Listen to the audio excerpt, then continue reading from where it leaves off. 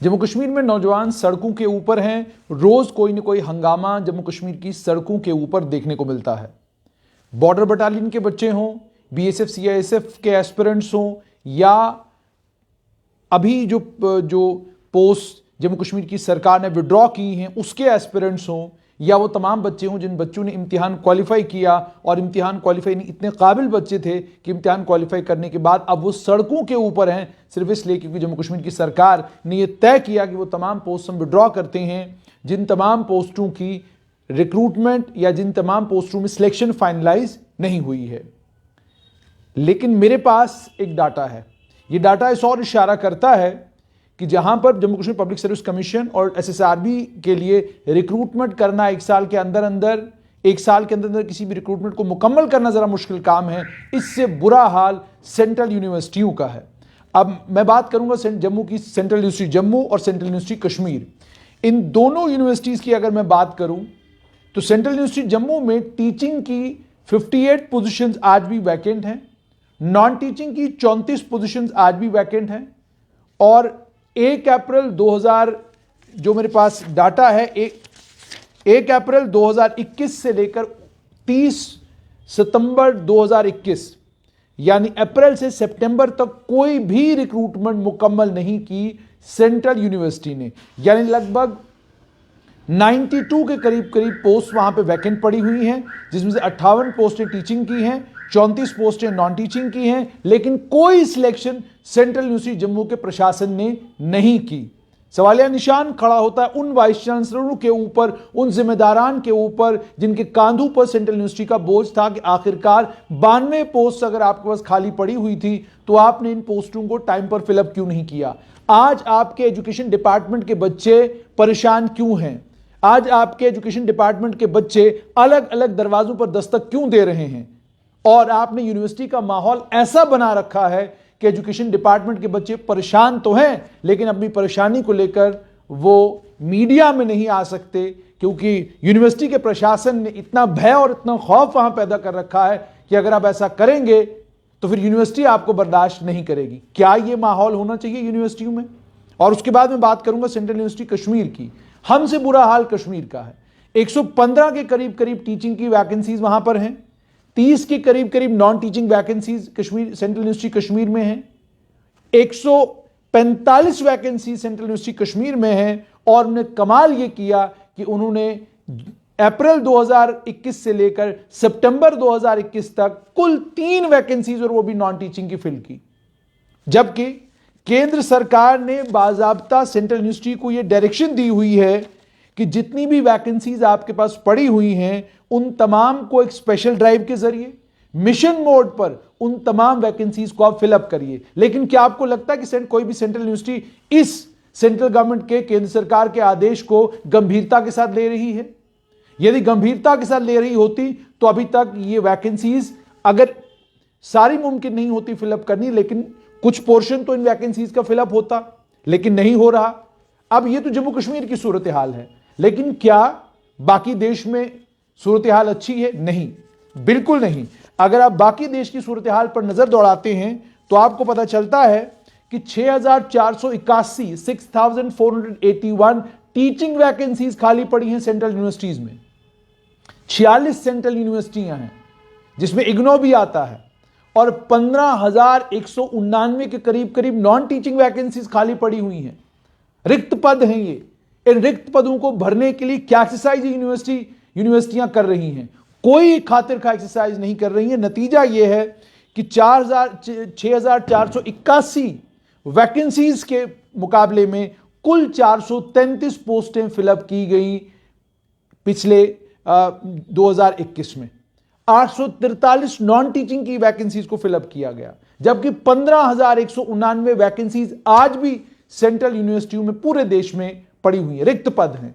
हैरानगी यह होती है कि जिन इंस्टीट्यूशनों में काम करने वाले, बड़ी बड़ी कुर्सियों पर बैठने वाले प्रोफेसर हो, असिस्टेंट प्रोफेसर हो, जो बच्चों को ये पाठ पढ़ाते हैं कि जब आप सिस्टम में जाएं तो सिस्टम को सुधारें, सिस्टम को बढ़िया करें, सिस्टम को अच्छा करें, इतना बढ़िया कर दें सिस्टम को कि सिस्टम के अंदर करप्शन न रहे, सिस्टम के अंदर धांधली न रहे, तमाम चीजें टाइम पर हो। टाइम मैनेजमेंट का सबक जो एमबीए में पढ़ाया जाता है, ये सारे सबक पढ़ाने वालों का अपना हाल ये है कि वो रिक्रूटमेंट नहीं कर पा रहे।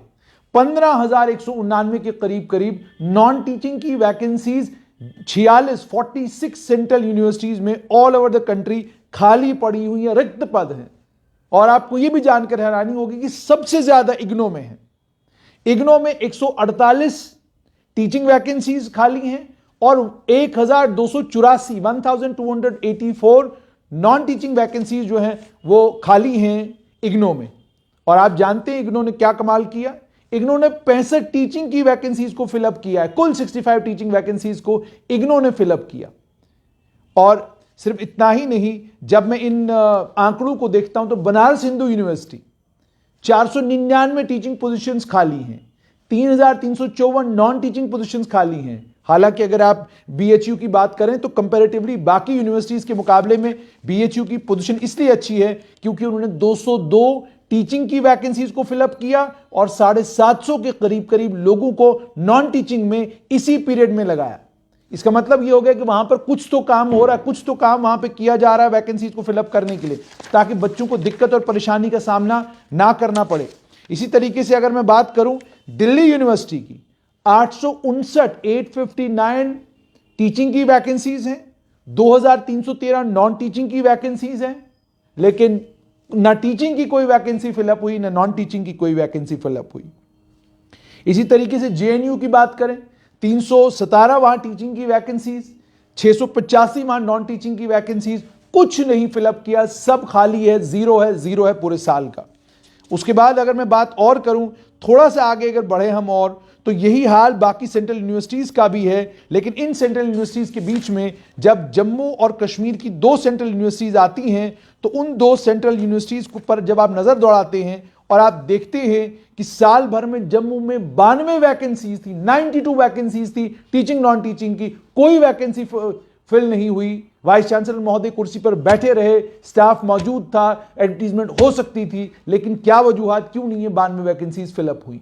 इसी तरीके से इससे साफ तौर पर यह पता चलता है कि जब हम इंस्टीट्यूशंस की बात करते हैं और हमारे इंस्टीट्यूशंस में अगर 15,199 के करीब नॉन टीचिंग की वैकेंसीज खाली हैं, 6,481 के करीब टीचिंग की वैकेंसीज खाली हैं, तो जरा खुद सोचिए यूनिवर्सिटी चल कैसे रही है।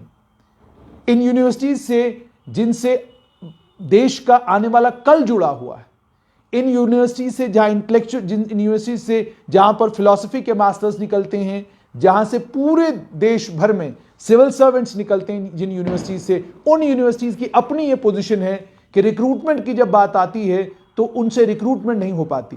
आप जम्मू में भी देखें, जम्मू यूनिवर्सिटी के अंदर रिक्रूटमेंट का कोई भी सिलसिला अगर शुरू होता है, सालों से वो जो है मुकम्मल हो नहीं पाता। वो रिक्रूटमेंट शुरू की जाती है, फिर न जाने क्या हो जाता है, वो रिक्रूटमेंट बीच में रुक जाती है।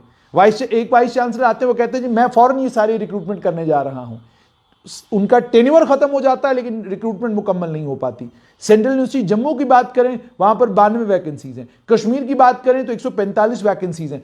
इतनी वैकेंसीज होने के बावजूद अगर आप रिक्रूटमेंट नहीं कर पा रहे हैं तो एक वाइस चांसलर के तौर पर जो अधिकार आपको दिया गया है कि आप तय करेंगे कि यूनिवर्सिटी में रिक्रूटमेंट कैसे होगी, रिक्रूटमेंट का सिलसिला कैसे होगा, एडवर्टीजमेंट्स कब निकलेंगी, तो 5 साल के अंदर आप, 3 साल के अंदर आप यूनिवर्सिटी में करते क्या है? ये वो सारे सवाल हैं जो पूछे जा सकते हैं, पूछे जाने भी चाहिए। लेकिन चूंकि सेंट्रल यूनिवर्सिटीज जम्मू कश्मीर की सरकार के परव्यू से बाहर है, इसलिए जम्मू कश्मीर की सरकार सवाल पूछ नहीं सकती। लेकिन एक पत्रकार के तौर पर हम जरूर पूछेंगे, क्यों है ये खाली, ये पद आखिरकार रिक्त क्यों है, खाली क्यों है, क्यों नहीं होती रिक्रूटमेंट सेंट्रल यूनिवर्सिटीज में। उम्मीद और तवक्का ये सेंट्रल यूनिवर्सिटियों के वाइस चांसलर इस चीज पर ध्यान देंगे और जहां एकेडमिक्स प्रायोरिटाइज की जा रही है वहीं पर रिक्रूटमेंट को भी प्रायोरिटाइज किया जाए। और अगर सेंट्रल यूनिवर्सिटी से रिक्रूटमेंट टाइमली नहीं हो पा रही, मेरा अपना जाती तौर पर यह मानना है कि इन तमाम रिक्रूटमेंट्स को यूनियन पब्लिक सर्विस कमीशन और यूनियन पब्लिक सर्विस कमीशन के हवाले कर दिया जाए और यूपीएससी को कहा जाए कि आप रिक्रूट करें। और फिर आप देखेंगे कि इतनी जो वैकेंसीज एक्रू हो रही हैं ये सेंट्रल यूनिवर्सिटीज में बिल्कुल एक्रू नहीं होंगी और सेंट्रल यूनिवर्सिटीज को टाइमली स्टाफ मिलेगा, टाइमली उनको फैकल्टी मिलेगी और टाइमली फैकल्टी के मिलने से सेंट्रल यूनिवर्सिटी की फंक्शनिंग और ज्यादा बेहतर होगी। क्योंकि अगर यूनिवर्सिटीज नहीं कर पा रही हैं और बच्चे सफर कर रहे हैं और कॉन्ट्रैक्चुअल लगाकर और अलग अलग तरीके, मतलब हिट एंड ट्रायल मेथड के जरिए अगर यूनिवर्सिटी चलाई जा रही हैं, तो उससे बेहतर नहीं है कि तमाम केंद्र सरकार एक कानून पास करे जिस कानून के तहत केंद्र सरकार रिक्रूटमेंट का सारा सिलसिला जो है यूनियन पब्लिक सर्विस कमीशन के हवाले कर दे। इस रिक्रूटमेंट के सिलसिले को यूनिवर्सिटीज से छीन ले। मैंने साफ तौर पर छीनने की बात इसलिए कर रहा हूं क्योंकि यूनिवर्सिटियों के पास अगर इतनी वैकेंसीज हैं, इतनी वैकेंसीज होने के बावजूद अगर यूनिवर्सिटीज इन वैकेंसीज को फिलअप नहीं कर पा रही हैं, इसकी क्या वजूहात है और क्यों इतनी देर बच्चों को इंतजार करना पड़े? बताइए, एजुकेशन डिपार्टमेंट के बच्चे सेंट्रल यूनिवर्सिटी जम्मू के क्यों इंतजार करें फैकल्टी के लिए? अलग अलग विभागों में आप लोगों ने कॉन्ट्रैक्चुअल लेक्चरर लगाए, क्यों लगाए हैं? आप रेगुलर मोड पर रिक्रूटमेंट क्यों नहीं कर रहे हैं? आप अलग अलग विभागों को कॉन्ट्रैक्चुअल से चलाने के मूड में क्यों रहते हैं? आप विभाग जब कोई बनाते हैं, उस विभाग को बनाने से पहले, उस विभाग में एडमिशन करने से पहले स्टाफ तो लाइए। विभाग आपका बन जाता है, फिर आप स्टाफ ढूंढना शुरू करते हैं।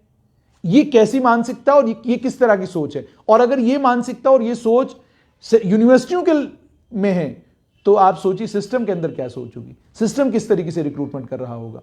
उम्मीद ये कि सरकार इसका संज्ञान लेगी और एक ऐसा वाया मीडिया निकालेगी जिस वाया मीडिया से कम रिक्रूटमेंट जो है सेंट्रल यूनिवर्सिटीज में रेगुलर फ्यूचर हो और इतनी वैकेंसी सेंट्रल यूनिवर्सिटियों में ना रहे।